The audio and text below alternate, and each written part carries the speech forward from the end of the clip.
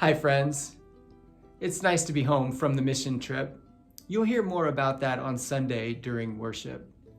I'm starting to get caught up on my sleep. Every time we take a mission trip, we always remind the team not to judge the people that we're serving just because they might be in a different economic position than we are, and to be open to receiving what they have to offer us, even as we give to them what we have to offer. That got me to thinking about judging others and what Jesus had to say about that in his Sermon on the Mount as recorded in the Gospel of Matthew. But before we get to the text, let me tell you about Henry A. Ironside. He was a prolific preacher and author at the end of the 1800s and the first half of the 1900s.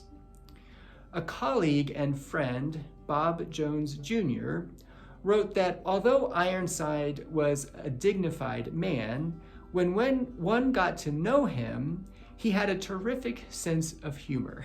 He says, nothing was more fun than to have a good meal in the home of somewhere where Dr. Ironside was present. After he was full, and he could eat a lot, and he ate faster than any man I ever saw, his plate would be empty before everyone else got served. He would sit back, push his chair away from the table, and begin to tell funny stories and personal experiences. One of those funny stories involves a man called Bishop Potter.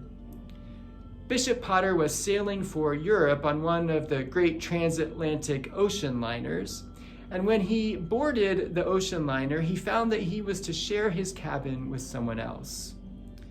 After going to see his accommodations, he came up to the purser's desk and inquired if he could leave his gold watch and other valuables in the ship's safe.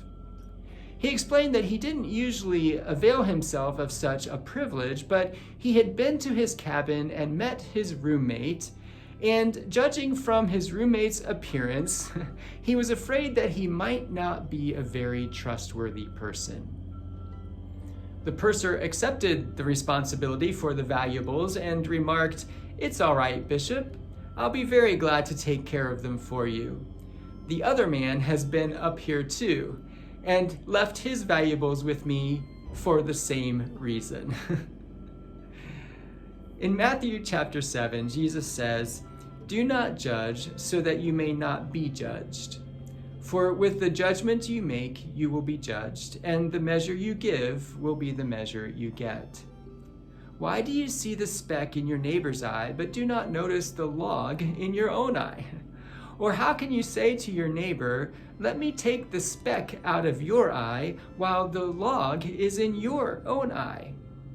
You hypocrite!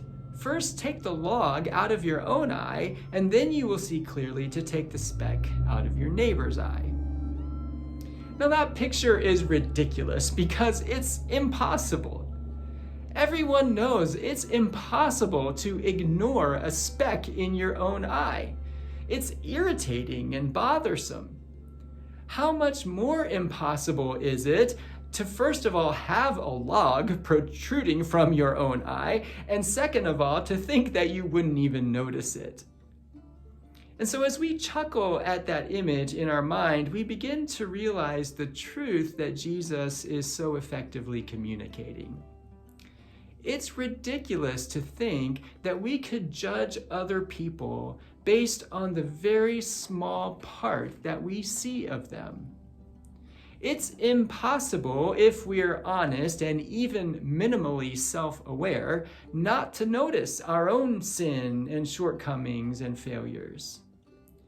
It's absurd to try to point in the direction of righteousness, that is, living in right relationship with God and others, if we're not facing in that same direction ourselves. Now that's a lot to think about. So I'll let you mull that over, and then we'll pick up this idea again tomorrow. Thanks for listening. I'll see you tomorrow.